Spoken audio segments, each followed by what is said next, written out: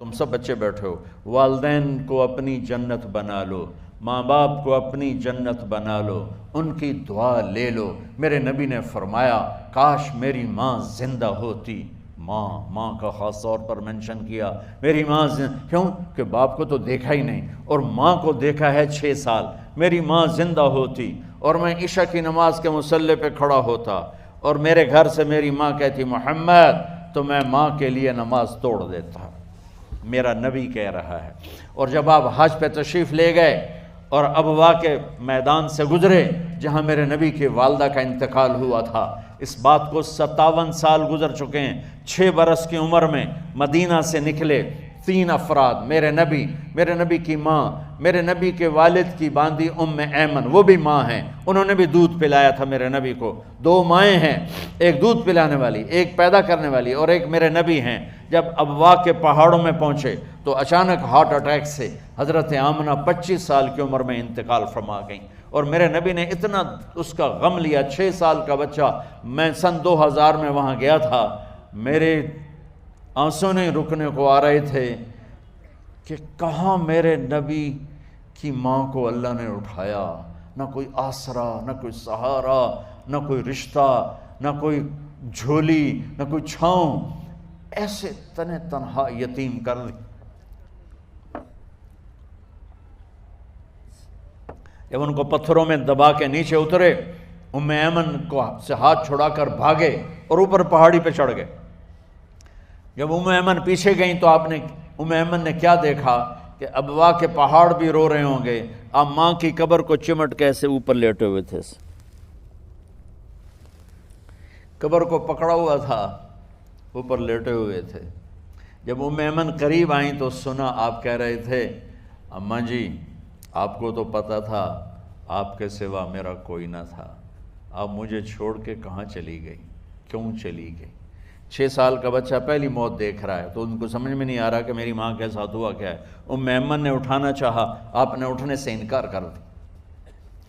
اس صدمے کو سینے میں لیے ہوئے 57 سال کے بعد، 7ویں دن بندہ رو نہیں سکتا، رونا ہی چاہے تو رونا نہیں آمدا، 57 سال کے بعد آپ اس وادی سے گزرے، اپنے اونٹنی کو ماں کی قبر کی طرف موڑ دیا، اور ان پلرز کو 3 گنا کرو تو وہ پہاڑ بنتا ہے، چھوٹی پہاڑی تھی۔ اونٹنی کو نیچے بٹھایا، اوپر پہاڑ پر گئے، اور یہ مجھے دیکھو، یوں آپ نے گھٹنے کھڑے کیے ماں کی قبر کے سرانے، اور یہ ہاتھ یہاں رکھے، اور پھر سر دیا اپنے گھٹنوں میں یوں، پھر رونا شروع کیا۔ اتنا روئے، اپریل کا مہینہ تھا، دھوپ سر پہ پڑ رہی تھی، ہم تو ٹھنڈی دھوپ میں بیٹھے ہیں، شدید دھوپ میں بیٹھے تھے، اور اس کنڈیشن میں یہ بچوں کا سٹائل ہوتا ہے، جب لمبا رونا ہو تو وہ یوں بیٹھتے ہیں سر اندر دے کر۔ اتنا روئے کہ آپ کی داڑھی ساری آنسوں سے بھر گئی، سینہ تر ہو گیا، احرام تر ہو گیا، اور کئی گھنٹے بیٹھ کے روتے رہے۔ 2 جہان کے سردار ہو کر تمنا کر رہے ہیں کاش اماں تو زندہ ہوتی، تو مجھے کہتی محمد میں تیرے لیے نماز توڑ دیتا۔ اور میرے نبی نے، یہ بچیاں غور سے سنو، میرے نبی سے پوچھا گیا یا رسول اللہ قیامت کب آئے گی؟ آپ نے فرمایا یہ تو اللہ کو پتہ ہے۔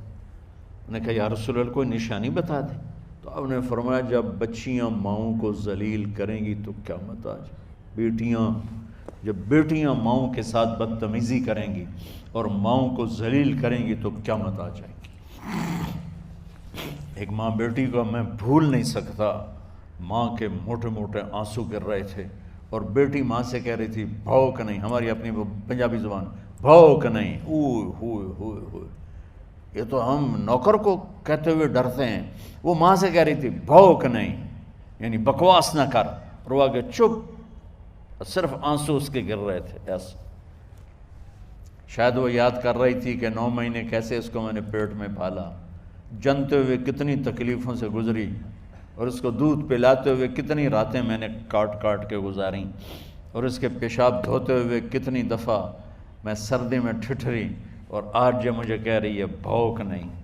اس لیے میرے نبی نے فرمایا جس نے ماں باپ کو دکھ دیا، سنو غور سے بچوں سارے سنو، جس نے ماں باپ کو دکھ دیا اس پہ اللہ کی لعنت، اس پہ فرشتوں کی لعنت، اس پہ زمین آسمان کی لعنت، نہ ان کی نماز قبول ہے، نہ روزہ قبول ہے، نہ صدقہ قبول ہے۔ میرے نبی کی زندگی کا دوسرا روپ حقوق العباد، نماز حقوق اللہ میں آ جاتی ہے، میں حقوق العباد کی تھوڑی سی وضاحت کر رہا ہوں۔ ماں باپ زندہ ہیں تو دعا لے لو۔ والدین سے کہتا ہوں بچوں کو عزت دو، جہاں اولاد ماں باپ کے حقوق ہیں وہاں اولاد کے حقوق ہیں، اولاد کو عزت دو، اولاد کو عزت دو، اولاد کو عزت دو۔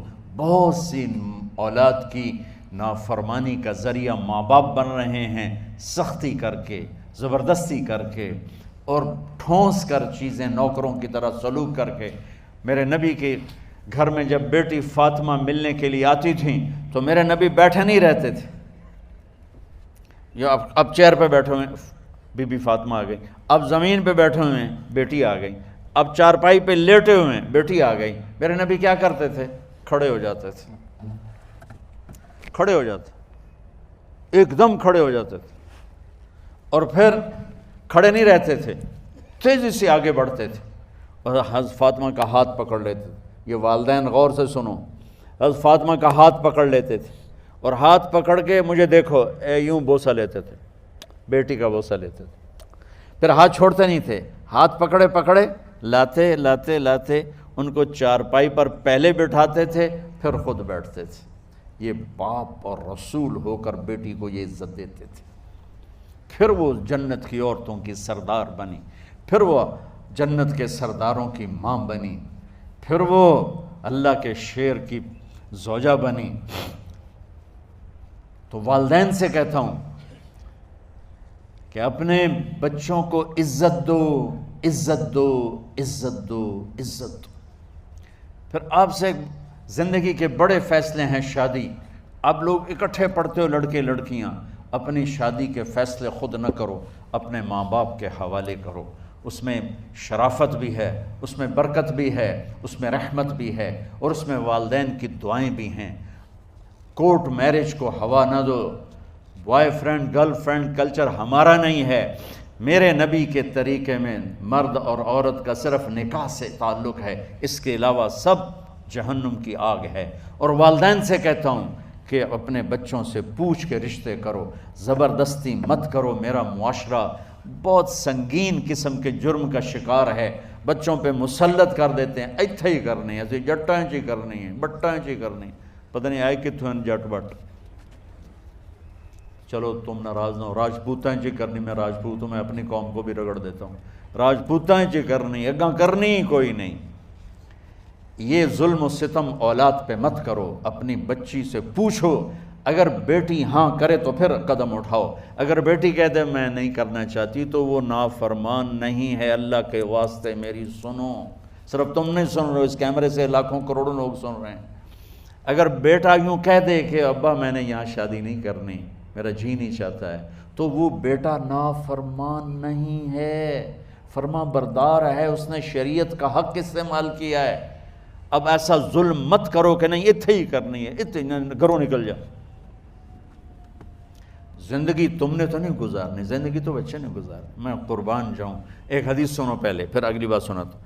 ما تزوجت وما زوجت الا بوحی من السماء نزل به جبریل۔ لوگو سنو، میں نے جہاں شادی کی، میں نے جہاں بیٹی کی شادی کی، پہلے آسمان سے جبریل فرشتہ اللہ کا حکم لے کر آیا، پھر میں نے قدم اٹھایا۔ سمجھ گئے میری یہ بات؟ سمجھ گئے سارے؟ اب اگلی سنو۔ حضرت علی فاطمہ کا رشتہ لینے آ گئے اور جبریل ان سے پہلے آ گئے کہ یا رسول اللہ فاطمہ علی کے لیے ہے۔ باپ محمد مصطفیٰ جیسا ہے، رشتہ مانگنے والا علی جیسا ہے، اور بیٹی فاطمہ جیسی ہے۔ اور آپ پوچھتے ہیں علی کیسے آئے؟ وہ شرم کی وجہ سے کچھ کہہ نہ سکے، چپ۔ آپ کو تو پتہ تھا، آپ نے فرمایا فاطمہ کے رشتے کے لیے آئے ہو؟ کہا جی۔ تو جبریل تنال بیٹھا ہوا ہے کہ یا رسول اللہ اتھے ہی کرنا ہے۔ آپ نے ہاں نہیں کی، آپ نے کہا انشاءاللہ، اور یہ کہہ کر اٹھ گئے۔ انشاءاللہ نبی کا ہاں ہی ہوتا ہے، لیکن جبریل کے آنے کے باوجود اور اللہ کے کہنے کے باوجود میرے نبی کو بھی پتہ ہے کہ یہ رشتہ یہاں کاتب تقدیر نے لکھ دیا ہے، لیکن امت کو سبق سکھانے کے لیے آپ گھر تشریف لے گئے۔ بیٹی فاطمہ کہ جی یا رسول اللہ، کہ علی